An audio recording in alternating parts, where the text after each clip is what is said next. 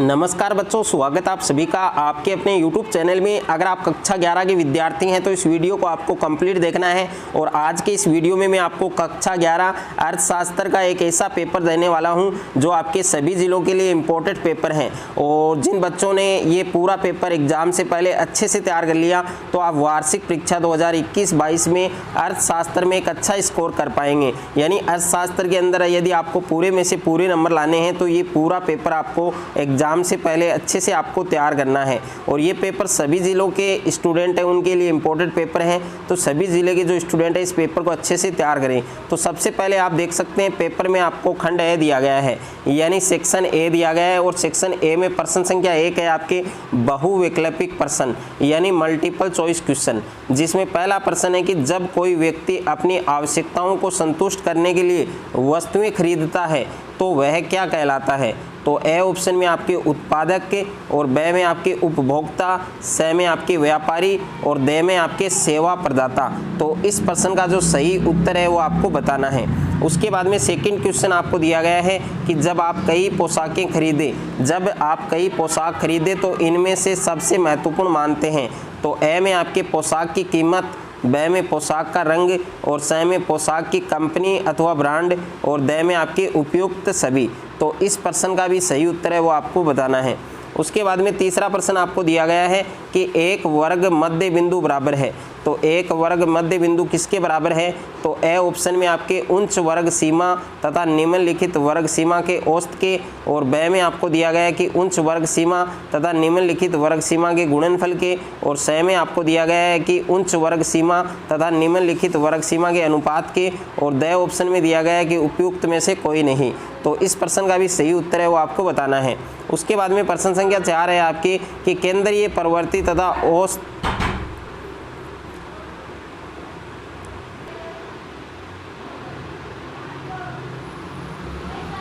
उसके बाद में आप देख सकते हैं प्रश्न संख्या 4 आपको दिया गया है कि केंद्रीय प्रवृत्ति तथा औसतों के जो सांख्यिकी माप है वो किस में सम्मिलित हैं, यानी कौन से सम्मेलन में आते हैं, किस में सम्मिलित हैं। तो ए ऑप्शन में आपके समांतर माध्य यानी यहाँ पर आप देख सकते हैं एर्थमेटिक मीन, और ब में आपके माध्यिका यानी मीडियन, और स में आपके बहुलक यानी मोड, और द में आपके उपयुक्त सभी। तो इस प्रश्न का जो करेक्ट आंसर है वो आपको बताना है।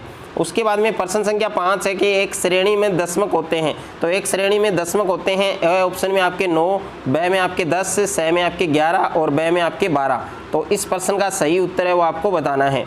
उसके बाद में प्रश्न संख्या 6 है कि किसी वितरण में अधिकतम और न्यूनतम मानों के बीच का जो अंतर है वो क्या कहलाता है। कि किसी वितरण में अधिकतम और न्यूनतम मानों के बीच का जो अंतर है, जो डिफरेंस है वो क्या कहलाता है। तो ए ऑप्शन में आपके प्रास, ब में आपके बहुलक, स में आपके माध्य विचलन और द में आपके मानक विचलन। उसके बाद में नेक्स्ट है आपके प्रश्न संख्या 7 है कि हरित क्रांति की विशेषता है। तो हरित क्रांति की क्या विशेषता है। ए ऑप्शन में आपके उच्च उत्पादकता वाले बीजों यानी HYV का उपयोग, और ब में आपके रासायनिक उर्वरकों का उपयोग, स में आपके कीटनाशकों का अधिक उपयोग, और द में आपके उपयुक्त सभी।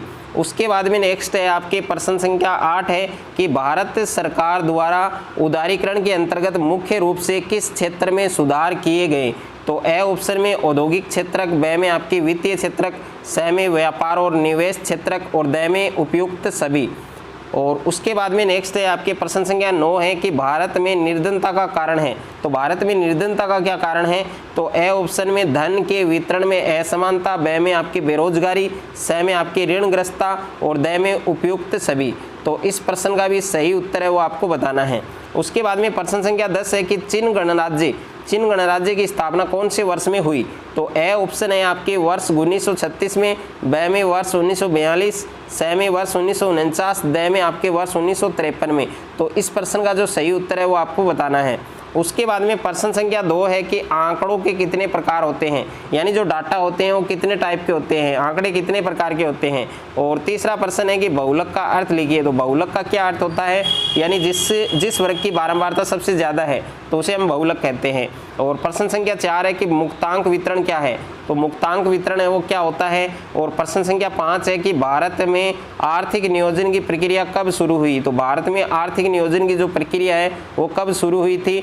और प्रश्न संख्या 6 है आपके कि निजीकरण से क्या आशय है, निजीकरण से आपका क्या अभिप्राय है। और प्रश्न संख्या 7 है कि व्यक्ति शिक्षा पर निवेश क्यों करता है, तो व्यक्ति है वो शिक्षा पर, एजुकेशन पर निवेश क्यों करता है, इन्वेस्ट क्यों करता है। और प्रश्न संख्या 8 है कि लिंगानुपात किसे कहते हैं, यानी सेक्स रेशियो है वो क्या होता है। और उसके बाद में प्रश्न संख्या 9 है कि जब कोई व्यक्ति किसी वस्तु का उत्पादन करता है तो उसे कहा जाता है, कर्मचारी कहा जाता है या उत्पादक कहा जाता है, तो इसमें से एक आपको बताना है। और प्रश्न संख्या 10 है कि को प्रेक्षणों के मानों के योग का प्रेक्षणों की संख्या से विभाजन के भागफल के रूप में परिभाषित करते हैं, उसे माध्यिका कहते हैं या समांतर माध्य कहते हैं, तो इनमें से भी एक आपको बताना है। उसके बाद में प्रश्न संख्या 11 है आपके कि वर्ष में भारत सरकार ने शिक्षा का अधिकार अधिनियम कानून बनाया, 2002 में बनाया था या 2005 में बनाया था। उसके बाद में सेक्शन बी है, सेक्शन बी के अंदर प्रश्न संख्या 12 है कि सांख्यिकी के कोई 4 कार्य बताइए, तो सांख्यिकी जो स्टैटिक्स है उसके कोई 4 कार्य आपको बताने हैं। और अथवा में क्वेश्चन आपको मिला है कि उत्पादक और कर्मचारी है उन दोनों में अंतर स्पष्ट कीजिए, तो एक तो होता है आपके उत्पादक और एक है आपके कर्मचारी, तो इन दोनों में आपको अंतर बताना है। उसके बाद में प्रश्न संख्या 13 है कि द्वितीयक आंकड़ों से आप क्या समझते हैं, जो द्वितीयक आंकड़े हैं उनसे आप क्या समझते हैं, ओके, सेकेंडरी डाटा है उससे आप क्या समझते हैं। और प्रश्न संख्या 14 है आपके कि व्यक्तिक साक्षात्कार विधि है उसको स्पष्ट कीजिए। और अथवा में प्रश्न है चतुर्थक किसे कहते हैं, तो चतुर्थक है वो काफ़ी इंपॉर्टेंट है। और उसके बाद में प्रश्न संख्या 15 है आपके कि माध्य विचलन का अर्थ बताइए, तो माध्य विचलन है उसका आपको अर्थ बताना है। और अथवा में प्रश्न है कि सापेक्ष माप से आप क्या समझते हैं, तो सापेक्ष माप है उससे आप क्या समझते हैं। और प्रश्न संख्या 16 है कि भारत में नवीन आर्थिक नीति अपनाने की क्या विशेषता, क्या आवश्यकता पड़ी, तो भारत में नवीन आर्थिक नीति अपनाने की जो आवश्यकता है वो क्यों पड़ी थी वो आपको बताना है। और प्रश्न संख्या 17 है कि निजीकरण के 3 उद्देश्य बताइए, तो निजीकरण के 3 उद्देश्य हैं, जो 3 उद्देश्य हैं वो आपको लिखने हैं। और प्रश्न संख्या 18 है प्रशुल्क क्या है, प्रशुल्क क्या है तथा प्रशुल्क क्यों लगाए जाते हैं। और प्रश्न संख्या 19 है माध्यिका की कोई 2 प्रमुख विशेषताएं बताइए, तो माध्यिका की कोई 2 प्रमुख विशेषताएं आपको बतानी है। उसके बाद में सेक्शन सी है, सेक्शन सी में प्रश्न संख्या 20 है आपके कालानुक्रमिक वर्गीकरण से आप क्या समझते हैं। और अथवा में भी एक प्रश्न दिया गया है, इसकी आपको बारंबारता सारणी है इसका निर्माण करना है। और उसके बाद में प्रश्न संख्या 21 है आपके कि निम्नलिखित सारणी से माध्यमिका का मूल्य ज्ञात कीजिए। और अथवा में प्रश्न है आपके इसमें बहुलक फाइंड करना है, आपको बहुलक ज्ञात करना है। और प्रश्न संख्या 22 है निरपेक्ष और सापेक्ष गरीबी की अवधारणा है उसको स्पष्ट कीजिए। और अथवा में प्रश्न है मानव पूंजी और आर्थिक समृद्धि के बीच अंतर स्पष्ट कीजिए। प्रश्न संख्या 23 है चीन के ग्रेट लीप फॉरवर्ड अभियान की व्याख्या कीजिए। और अथवा में प्रश्न है कि चीन के तीव्र आर्थिक विकास हेतु जिम्मेदार किन्हीं 3 कारकों का उल्लेख कीजिए। और उसके बाद में प्रश्न संख्या 24 है कि निम्नलिखित सारणी के बहुलक वर्ग का निर्धारण कीजिए। अथवा में आपको समांतर माध्य ज्ञात करना है। और उसके बाद में प्रश्न संख्या 25 है निम्नलिखित को सुमेलित कीजिए, यानी इनको आपको मिलाना है, सुमेलित करना है। तो एग्जाम से पहले कंप्लीट पेपर आपको ये अच्छे से तैयार करना है। और ये पेपर सभी ज़िलों के लिए इम्पोर्टेंट पेपर है, तो सभी ज़िले के जो स्टूडेंट है इस पेपर को अच्छे से तैयार करें।